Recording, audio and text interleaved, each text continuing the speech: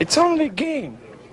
Why you have to be mad? What is up, heroes of Dominion? My name is Charlie. This is Hero Wars Central, and in this video, I'm going to talk to you about the 3 tanks that you should level on Hero Wars Dominion era for 2024. Before we get into anything, before I show you anything, this is going to really depend on 2 things. First of all, who do you like?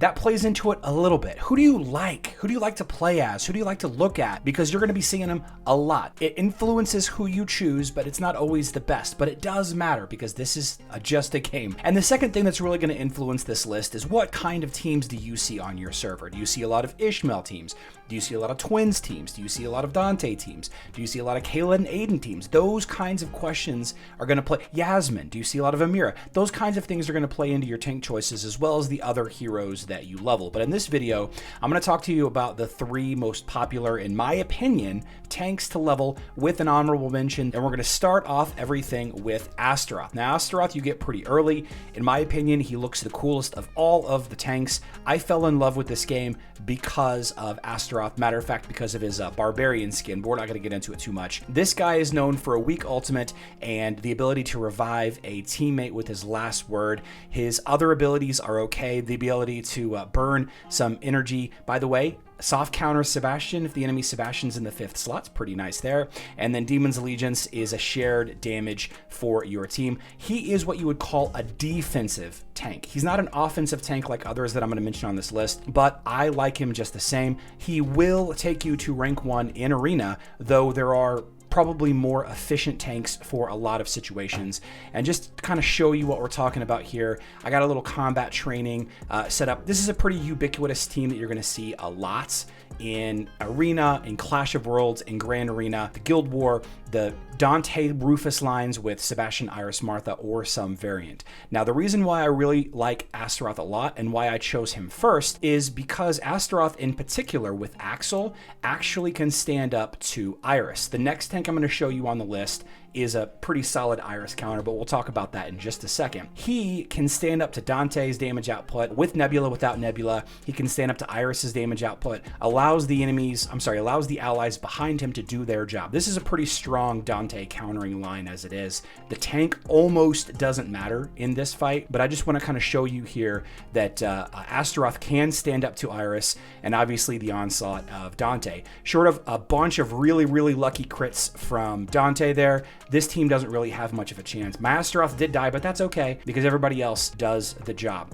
The number one reason why I like Asteroth, he's good in a lot of situations. There are some very specific situations that he's not the best tank, but in just about every situation you're going to find yourself in, he is good enough. Also, you don't have to think about how to level him too much. Level up his skins, his glyphs, his ascension, level them all the way up. And I believe he will be getting a rework soon. I think that he's going to either get Ascension skills sometime in 2024 or some kind of rework. It's just a feeling that I have because of how weak his ultimate ability is. It's just a very poor ultimate ability, just very poor. The second tank that everybody is considering or should level up is Rufus, and there are 2 main reasons why people like Rufus. First and foremost, he is the only tank, I guess I should put in quotes only, he is the only tank that can counter Iris. Iris cannot kill Rufus by himself. You need some other physical damage dealer like a Dante or a Kark, Artemis, another physical damage dealer, because Rufus has the ability to self-revive if he is killed by pure damage, which is basically exclusively what Iris allows your team to do. Rufus is fantastic. So reason number 1, hard counters Iris. Reason number 2 is he protects your team with Rakashi's barrier. He protects your team from magic damage. And a very popular team that everybody is building is Dante team or a Kayla team or an Ishmael team or a Kark team. All of those physical attackers, they have in common that they're weak to magic damage. Dante can dodge. Kayla is far away from the front line. Ishmael has got vampirism. Kark has got a physical attack blocker. They're all stronger to physical damage, but weaker to magic damage. So having a high health tank that protects your team from magic damage is fantastic, especially when you go up against those Dante lines. You absolutely actually have to bring Morrigan against Rufus if you don't have a physical attacking attacking team, but if you're attacking with a physical attacking team into a Dante line, you're making a mistake because Dante just dodges and dodges and dodges and dodges. So Rufus is fantastic. Another one of those heroes that you do not need to worry about how to level him up. There is a small discussion about his magic defense skin. I'm not going to get into it here. You can either choose to level it up or not. Magic defense lowers the incoming magic damage, and his barrier and I believe both Devourer of Magic and Rakashi's Oath, they actually are less effective the higher magic defense that you have. So I personally am not leveling Rufus, though that's not because he's not good. I just have other tanks that I'm using instead that I probably should level up Rufus, honestly. But have that argument, look for yourself, do some research if you want to level up this beach skin or not. I personally think you should leave it at 1. Everything else, max out. Health, magic attack, strength, armor, max them all out. His glyphs, his gift of the elements, his artifacts, go ahead and max him out. He doesn't have his ascension skills yet, but I don't think he will for a long time because of how popular and how strong of a tank he is. This is who I would say should be your second or third tank that everybody should level up because of how popular Iris is, and because a lot of people like to level those weak to magic damage physical attackers.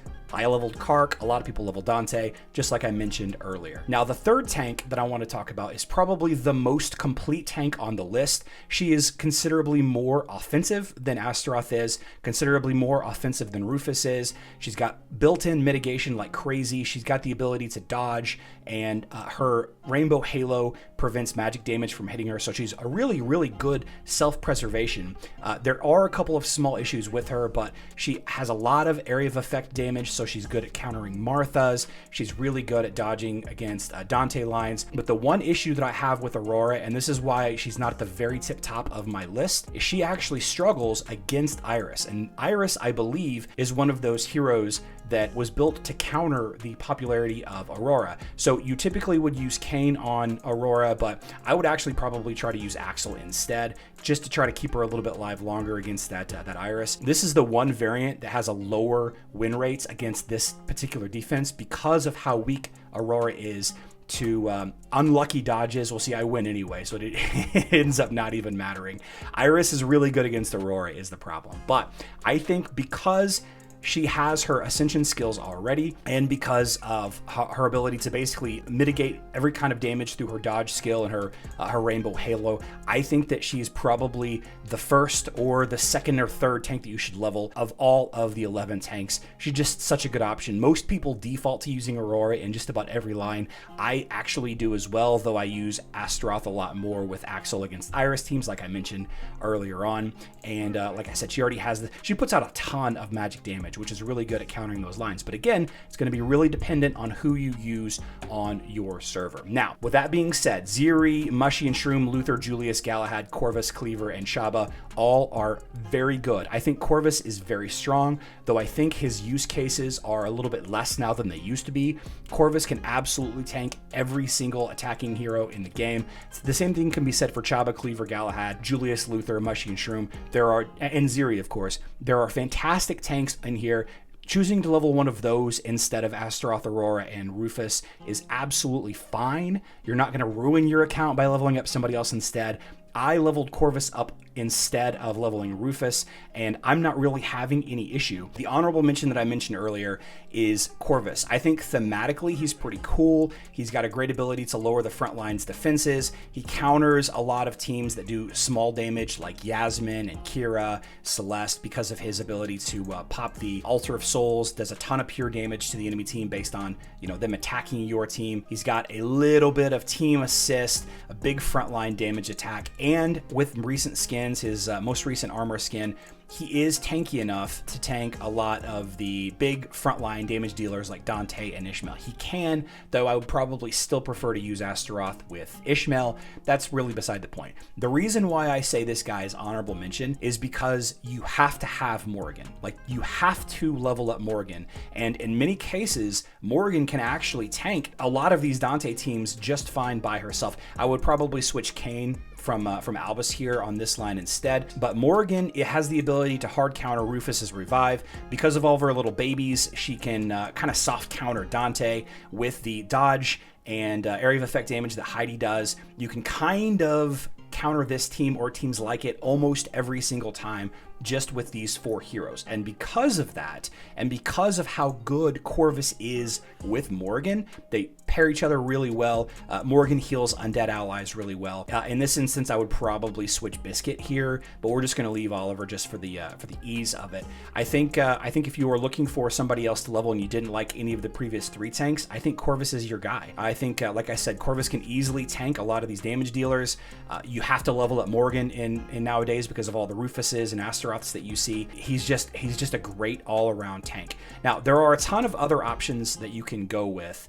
And you wouldn't be wrong to level up any tank like I mentioned earlier. This game has so many great opportunities to level who you want. The thing that you want to pay attention to if you decide to level Julius or Luther or Chaba, for example, instead, Ziri, if you want to level up one of these other tanks instead, you have to level the correct heroes with them, the correct support heroes to go with them. Not just the support heroes, but the correct damage dealers to go with Chaba, the correct healers to go with Ziri, and so on and so forth. And it's going to be up to you to figure out those team combinations, but if you want to learn more about how to figure out all that, we do live stream every Monday through Friday. I answer questions through the entire stream. I've got a great Discord. It's linked in the description box down below. Happy to answer all of those questions. But for now, these are the top 3 tanks that you should level.